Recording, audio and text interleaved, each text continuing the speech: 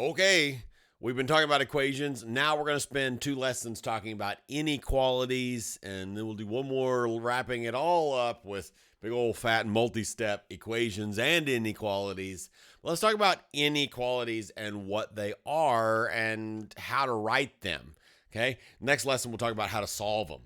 So, what is inequalities? Well, inequalities, we are talking about greater than and less than and all of those things. So let's get our symbology down. So greater than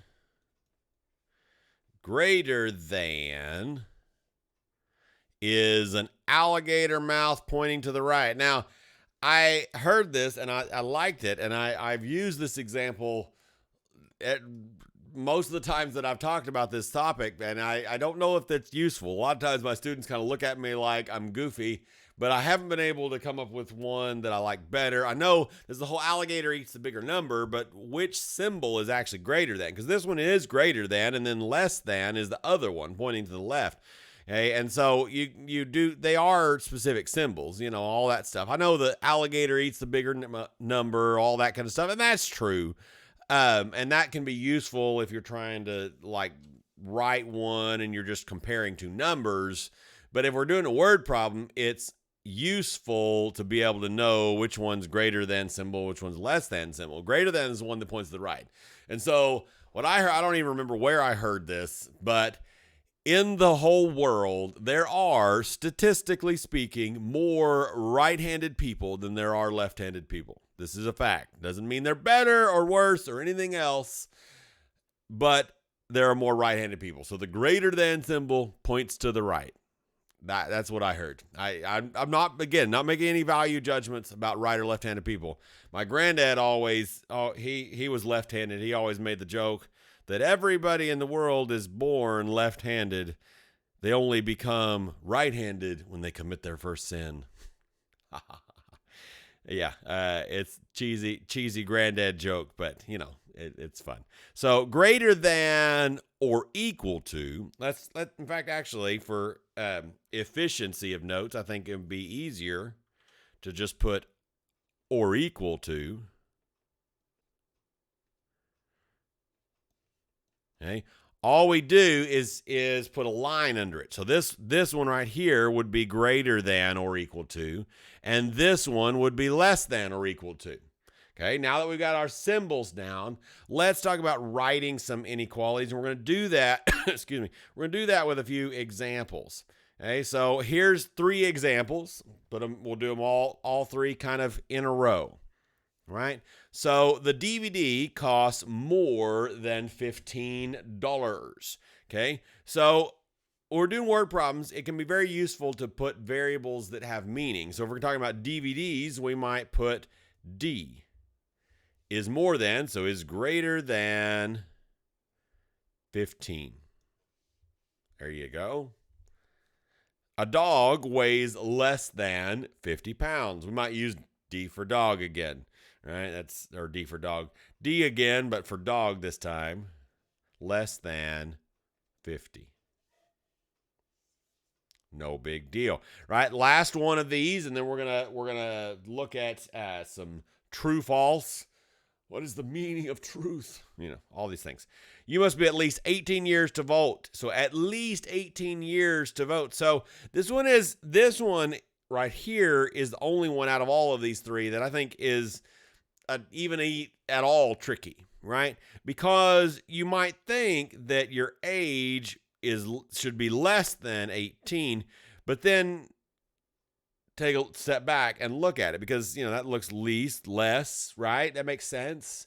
But you have to be at least, so that means your age has to be greater than 18. So instead of less than, we're going to put a greater than. Age has got to be greater than or equal to 18, because at least 18, right? There we go. No big deal. Let's do a more differenter kind of problem. Then we're going to look at graphing them, and then we're going to be done with this lesson. I don't know why I did the double V for victory. It just kind of came out that way. I think I was thinking about different things. All right, so for each one of these, we want to know whether they are true or false. Okay. So this would be example 4, right? So we did 3 on that last page. Okay. So example 4 is we're going to look at 2t plus 8 when t equals -1. What did I put? I put plus 8. Oh, how about greater is greater than 7? We have to have an inequality to figure out whether it's true or false, right? Jumped ahead of myself. Okay, so what we're going to do is we're going to do this just like any other substitution problem, right? We're going to take and we're going to substitute in for t. So we're going to start by putting parentheses where the t is, right? Just like every other substitution problem we've ever done. Plus 8 is greater than 7. And then we're going to plug in a -1 in for t. 2 times -1 is -2, plus 8 is greater than 7. -2 plus 8 is 6. 6 is greater than 7. So now, is that true or false? Well, that is false. Right? Let's do one more of those. Then we'll do some graphing. Not big old graphing, just little graphing. So don't stress. Probably, maybe. It's going to be easy. You'll like it.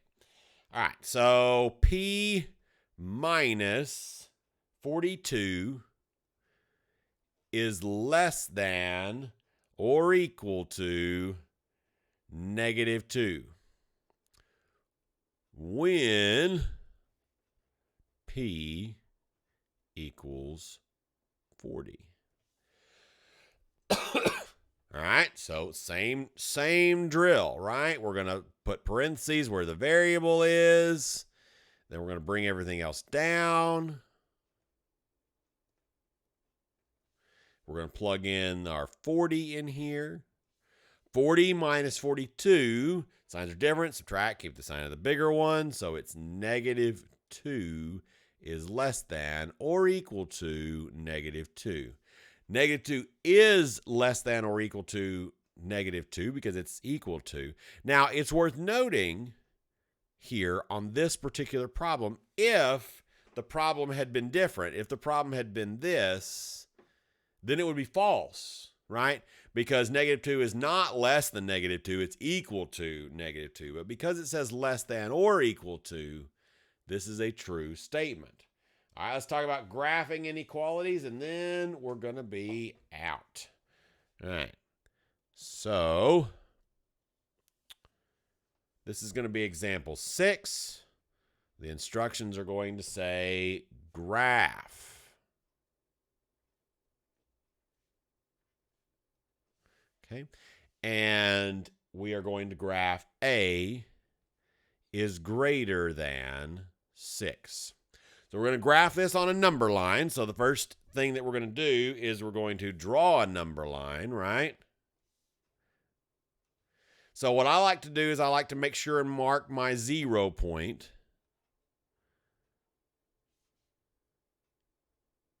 And then we're going to put tick marks on there at a logical spacing, right? So we're going to do 1, 2, 3, 4, 5, 6.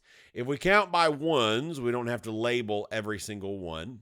In fact, we don't have to label any of them if we count by ones. At least in my class. If you're in somebody else's class, you may have to do different. I don't know. Now, what we need to do now that we have where we're gonna go to, I do always label the one that we're stopping at, right? Once we get that on there, we have to decide one of two things. We're gonna put a circle. It's either going to be an open circle or a closed circle. If it's just greater than or less than, it's an open circle. If it's greater than or less than or equal to, then it's a closed circle. Okay, that's how we distinguish those. Now, so A is greater than 6. So we're going to graph to the greater than side, the positive side. That's no big deal. I told you it was easy. I told you you'd like it. You love it. I know you do. Don't lie. Number 7, we're also going to graph x is less than or equal to -1. Okay, so we're going to draw our number line. We're going to put our 0 on there. And we're going to count over -1. This time, since it's or equal to, we're going to do a filled in circle. So we're going to fill in the circle this time.